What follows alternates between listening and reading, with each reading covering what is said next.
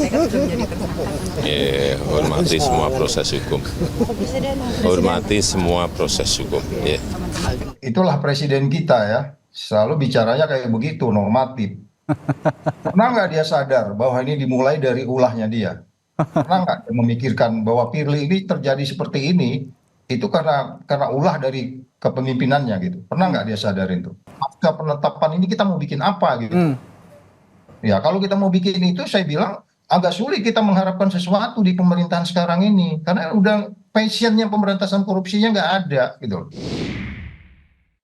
Masih bersama saya mantan Ketua KPK yang juga pernah menjabat Kepala Lembaga Kebijakan Pengadaan Barang dan Jasa Pemerintah periode 2010-2015. Ia diminta panitia seleksi KPK untuk mendaftar sebagai calon pimpinan KPK masa itu, Bapak Agus Rarjo.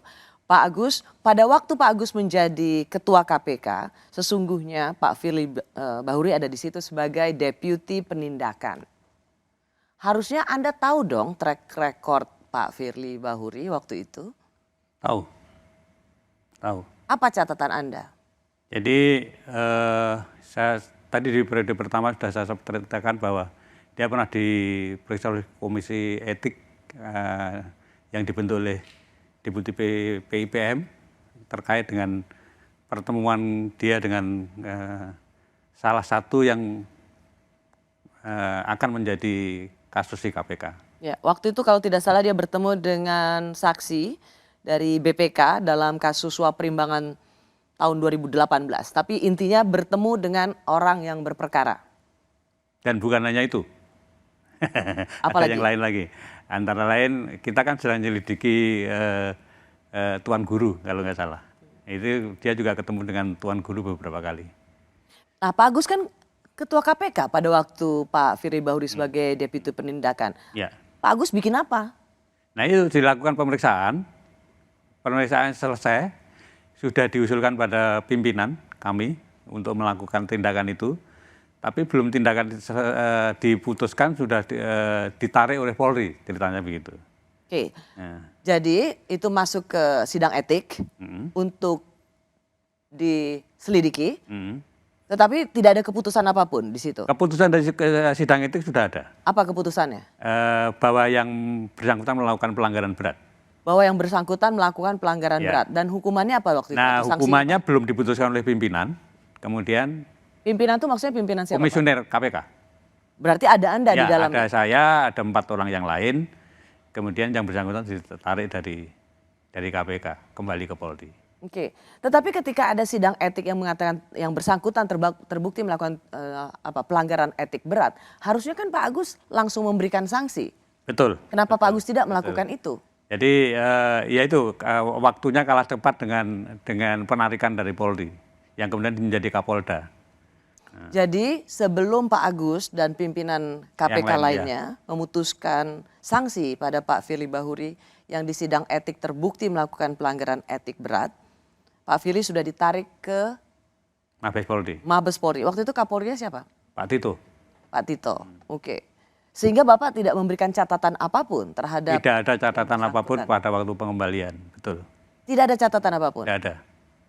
Ini menjadi isu karena ketika pansel yang memeriksa calon-calon pimpinan KPK pada waktu itu, kan sudah ada seruan-seruan yang mempertanyakan kenapa orang yang punya track record tidak baik di KPK, integritasnya dipertanyakan, masuk dan diloloskan oleh pansel. Tapi pansel waktu itu mengatakan tidak ada catatan di KPK. Kalau tidak ada catatan tidak betul, karena dalam waktu yang sama Deputi Pengawasan Internal dan Pengaduan Masyarakat itu juga kirim surat ke pansel dan menawarkan bukti. Ini loh buktinya. Silahkan kalau mau lihat bukti datang ke KPK. Itu sudah menawarkan gitu. Jadi nggak betul kalau nggak ada informasi mengenai itu. Tapi KPK pansel juga nggak mau lihat buktinya. Tidak mau melihat buktinya. Nggak mau lihat buktinya. Sama sekali. Sama sekali. Bahwa sebenarnya KPK sudah berusaha untuk memberikan catatan tentang rekam jejak, tetapi ditolak oleh pansel KPK. Ya, betul. Menurut Pak Agus itu apa yang terjadi waktu itu? Ya kalau pemilihan komisioner ini kan bobot politiknya kan kuat sekali. Jadi saya meyakini kalau pengaruh politiknya lebih kuat dibanding dengan masukan dari Deputi PIPM. Bobot politiknya? Ya. Berarti waktu itu memang ada titipan? Bisa jadi. Kalau kita kembali tadi apa yang menjadi fakta yang terjadi di internal KPK pada masa Pak Agus Raharjo menjadi ketua KPK dan Deputi Penindakan waktu itu Pak Firly Bahuri memang terbukti melakukan tindakan pelanggaran etik berat. Pak Agus tidak sempat memberikan sanksi padahal Pak Agus punya otoritas untuk itu. Tetapi sudah keburu ditarik oleh Mabes Polri.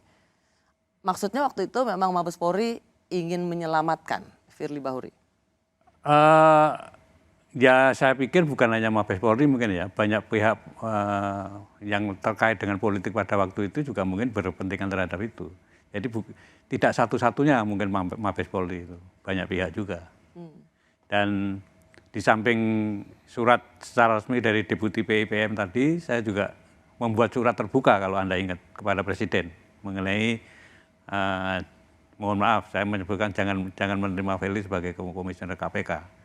Jadi itu surat terbuka itu dibaca banyak orang pada waktu itu. Ya, jadi Pak Agus Raharjo sendiri selaku Ketua KPK periode sebelum Pak Firly Bahuri sempat menulis surat kepada Presiden. Ya, surat terbuka. Surat terbuka bahwa jangan memilih Pak Firly sebagai pimpinan KPK. Ya. Waktu itu catatannya karena track record di KPK saat menjadi Deputi Penindakan. Ya. Tetapi itu tidak didengar. Nggak didengar. Artinya sekarang kalau apa yang terjadi pada KPK di bawah pimpinan Pak Firly Bahuri dan kemudian Pak Firly menjadi tersangka, itu sesuatu yang mengejutkan Pak Agus nggak? Ya sebetulnya tidak, walaupun pada waktu awal-awal masuk Pak Firly termasuk marah kepada saya, kenapa Bapak mau digantikan orang malah tidak memuluskan jalannya, malah kelihatan menghambat dan mencegah saya masuk gitu. Jadi Pak Firly termasuk yang marah pada saya. Tapi poin saya juga sebetulnya tone-nya kan bukan hanya untuk Pak Firly. Kalau komitmen dari pemerintah itu terhadap anti korupsi kurang. Anda mungkin ingat yang namanya terjadi revisi undang-undang KPK. Saya tadi bilang mestinya yang direvisi itu undang-undang tipikor. Oke, tapi saya ingin masih mempertanyakan. Jadi kalau lolosnya orang-orang yang tidak berintegritas bisa masuk jadi pimpinan KPK itu tanggung jawab siapa? Ya yang harus bertanggung jawab apalagi sekarang eksekutif aparatus ya Presiden. Kemudian yang level berikutnya ya Pansel.